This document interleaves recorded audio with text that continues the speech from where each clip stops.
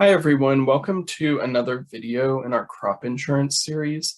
Today we're going to be looking ahead to 2023. We'll be looking at things you need to prepare for, as well as some application deadlines for a lot of the programs and policies we've been talking about over the past year. So first thing I want to talk about is record keeping. We've talked about record keeping quite often. We've talked about different records you need to have for different policies or programs, but now is the time to start collecting those records, keeping those records together and sorted. Some of the things you'll need will change depending on which policy you go with, but you don't want to have to kind of go back and guess on those records. You want to start taking those now. Now's the time where you're in production. Now's the time when you're selling, exact revenues based on the specific crops. Those are some of the things you might need depending on your policy you go with. So it's never too early to start kind of collecting these records, especially if you don't know what you're going to need exactly. You also want to find your crop insurance agent now. Crop insurance agents, you want to be able to plan with them ahead of time so that you aren't going to them for the first time right at the deadline, because they can tell you when your deadlines are. Those depend on counties and crops a lot of times. So they would be able to tell you your specific deadline. They'll be able to tell you what records you need, what you don't need, depending on what policy you're going with. Also, it can kind of be hard to find an insurance agent that is going to do the policies that you're looking for. Maybe they don't have experience, especially with horticulture crops. A lot of growers go with the whole farm revenue. A lot of agents may not have experience with that. So if you go ahead of time, they can tell you, I don't have experience with that. I don't feel comfortable. They might be able to help you find a different agent that will help you. Or if you luck out, they might be willing to learn, what is needed. Reach out to colleagues and ask for help and advice and kind of work through it with you. Also, the fall is a really busy time for crop insurance agents. That's when a lot of crop numbers and yields start to come in. That's when a lot of farmers are deciding they need to file a claim, and those can be time consuming. So agents are pretty busy then. And they're also busy in the spring when it comes down to a lot of these deadlines. A lot of row crop deadlines happen all at once in the spring. So they're pretty busy the closer you get to those deadlines. So your time to find an agent and kind of start working with them would be this summertime. It might be a busy time for you, but a lot of the row crops that keep agents very busy are not, very active right now. So now would be a good time, summertime, to go find an agent, start talking to them. And also, over the winter months when, you're not really doing anything, they probably aren't either. So I would say maybe November to about January might be a good time as well, because you're kind of avoiding those application deadlines. You just don't want to wait, a few weeks before the deadline of your crop or your policy. We haven't talked about finding an agent in a while, so I just want to remind you of some of the ways you can find an agent. So, ask around. There may not be many growers that have had crop insurance before, but you never know. Someone might point you in a direction of an agent or a grower that they know has experience with it. Also, the USDA RMA has an online agent locator tool. So you just select your different criteria, the state you're in. It'll tell you a list of agents that are licensed in that state. They don't have to be located in your state, they just have to be licensed there. Maybe an agent lives on the border between two states, and so they're licensed in both. Or they work for a larger company that services a whole region. And that can be a good thing. A lot of times people want to go with someone local, but if someone local doesn't have the experience you're looking for with the programs you want, you may have to step outside of the state. And that's perfectly fine because if they know what they're doing, they'll still be able to help you very well. I want to go through some of the deadlines for some of the policies and programs we've talked about a lot. Multi-peril crop insurance, we talked about fairly often. This is for, one single commodity, usually larger amounts. So a lot of the row crop policies are these multi-peril crop insurance policies because they're only growing, corn, large amounts of corn or large amounts of soybeans. With this policy in horticulture, peaches are probably the only crop in Kentucky that has an MPCI policy, and that's only in a handful of counties.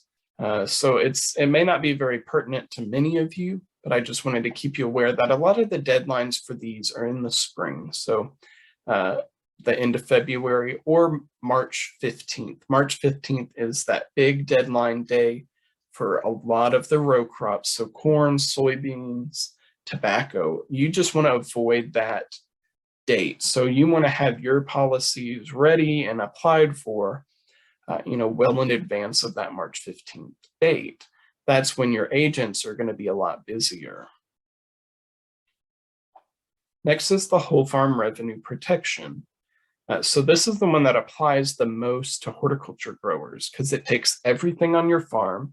A lot of horticulture growers are growing, tomatoes, peppers, squash, zucchini, peas, beans, all these different things. It lumps it all together under one policy. So this is the one that a lot of horticulture growers and diversified farmers tend to go with. These deadlines for whole farm are based on when you file your taxes, because the policy amounts are based on your revenue that's listed in your Schedule F of your taxes. So if you're a calendar year filer, you file at the end of the year, or you're a fiscal year filer, and your fiscal year begins August 1st or earlier, the deadlines for your whole farm revenue policy is going to be either January 31st, February 28th, or March 15th. The majority of them are going to be on that March 15th date, but it may depend on counties. Some of the counties are a little different. And then also some of the crops being grown may put you in a different deadline. Even if you're just growing one of the crops that's in that earlier deadline, it would bump your whole farm policy up. If you're a fiscal year filer and your year begin date is September 1st or later, your deadline is going to be November 20th. The next program is the Non-Insured Crop Disaster Assistance Program, or NAP. This is the policy or the program that is like the MPCI policy. It covers one crop. But if your crop is not available in MPCI, then you would go with the NAP. These are the NAP application dates for this current growing season. So these were last year's deadlines. We can kind of predict that this year's deadlines for the 2023 growing season are going to be pretty similar. If you're growing strawberries or maybe even ginseng, your deadline is going to be September 1st of 2022. And you can probably expect it to stay around that date. It may move a little bit, but it'll probably stay around that date. Flowers, mushrooms, sod, and Christmas trees, those were the end of September. Your perennial fruit and nut crops, those are going to be November 20th. And then honey is going to be December 31st. So these things that were due in 2021, those are crops you probably already have planted, the previous year, and you're growing them to sell the next year. So you already know your crop numbers, your inventory. So that application date is earlier. Like I said, we don't know for sure if this will be the date this year.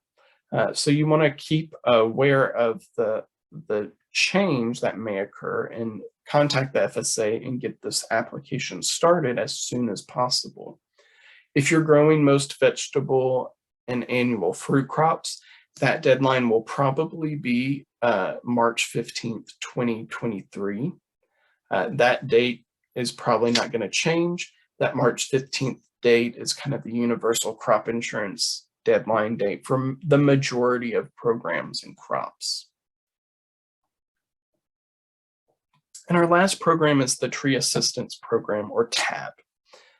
So this is the one that if you've got a disaster that comes through, a weather event that comes through, and you lose orchard trees or nursery trees, whether in the ground or potted, this program will help with replanting or rehabilitation.